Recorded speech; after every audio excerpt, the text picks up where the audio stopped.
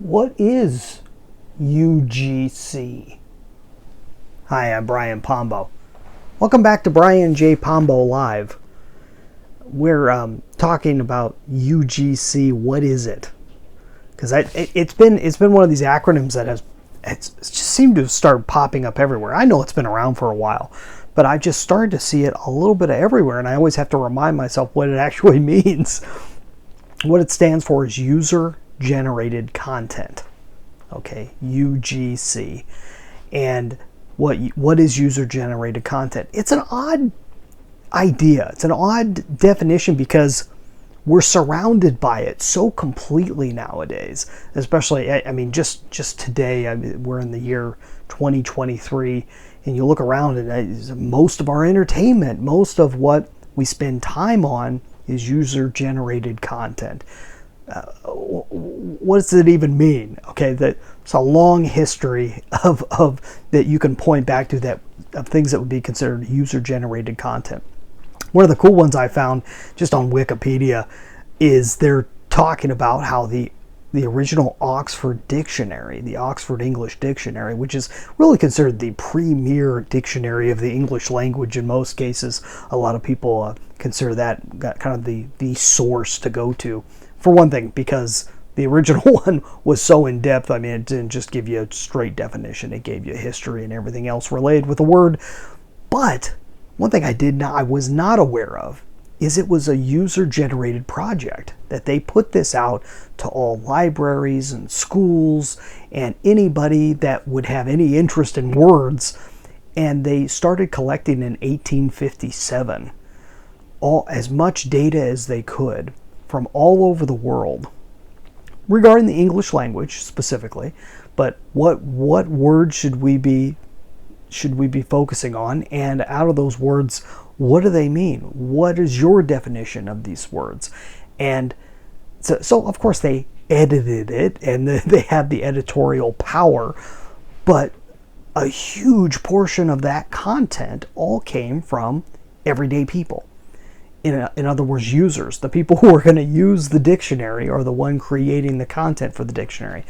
Fast forward years ahead, if you take this into the field of entertainment, back in the 90s and onward, beyond that, I think probably, I don't know if it started in the late 80s or early 90s, but I remember when they came out with a TV show called America's Funniest Videos, and that show was made completely. The thing that mattered about the show was the fact that these were short clips of home movies that people had made with their home camcorders that they had sent in, and they were, most of the time they were gags. They were things that either people did purposefully or people did accidentally and caught it on tape.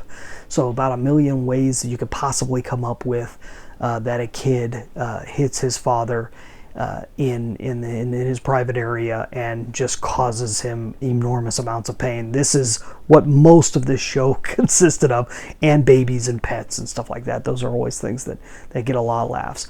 That show, yeah, they had a host, yeah, they had an audience on occasion, and he would talk over the videos to kind of create some type of structure to the show, but pretty much this TV show consisted of clip after clip after clip after clip. The short attention span that we've led to today, so much of it can be led back right to America's Funniest Videos, which I think was on ABC, I think it was. So Bob Saget, the original host, I still remember those. And that was user-generated content. The people who were watching it were the people creating it. The people who created it were the people watching it.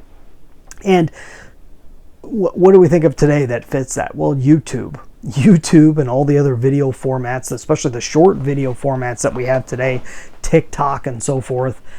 This is the same thing. This is user-generated content. Everything on Facebook and every other social media out there is user-generated content. If it is content, if it is something you're consuming that you would call content, being informational or educational or both, you're talking about user-generated content in most cases. So how's that applied back to marketing and content marketing? Well, so much of the content nowadays is either directly from users So people reviewing things, or people being paid to review things, or paid to give a good review of something. And you're seeing so much of the most effective advertising today is from everyday people, or people who are doing forms of content out of their homes and stuff. That's what we normally see as user-generated content, as UGC. So this is it's a term, I've seen this term used more often than not over and over again, especially within marketing circles. I've seen it used on TikTok. And so I think it is a term that is used for a certain age group. And I can't tell you exactly the history behind that, or why that. There was probably a handful of programs, informational programs that were sold to people of a certain age that are promoting that term. You're going to see it more and more, even though it's ubiquitous. It's everywhere.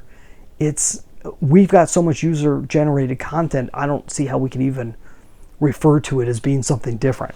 Nearly all content marketing is user-generated content of some sort. It's kind of the nature of social media. Back in the early 2000s, we were calling it Web 2.0, and that's where we're at now. There is no difference between the journalist that went to school, that's hired by a major mainstream newspaper or television station. There's no difference between that person and the person that has a blog, or the person that has a video blog, a vlog. If you weren't aware, that's what it means. Vlogs, everything that's out there, that line between this is a professional versus an amateur, it hardly even exists anymore. It exists in some circles. It exists especially with people of a certain age that have a difficult time pulling themselves out of that paradigm. But in general, it's nearly non-existent. So this whole concept of democratizing the internet, it's been here. There's no putting that genie back in the bottle. How does this matter to you? You can encourage your consumers of whatever it is that you're putting out there. You can encourage them to produce content on top of what you're already producing. You can design your content to be much more casual, much more easygoing, less edits and so forth, and be able to get to really not to fool people into thinking that it's a user, but to give more of the flavor of real life user-generated content. So hopefully that makes sense. Most people I'm talking to about content marketing, especially people in business and so forth, they're not doing much of it to begin with anyways. And so I came out with a training that kind of takes you through that process of whether it's even right for you, because it's not going to be right for everybody. Definitely not right for every business or charity or church or whatever. So go check out my training. It's over at contentmarketingquestion.com. It's going to answer that question for you, whether content marketing is even right or not. If it doesn't answer the question, you get your money back. If that question's worth something to you, go get it answered. contentmarketingquestion.com. That's all I've got for tonight. We'll see you next time. In the meantime, get out there and let the magic happen.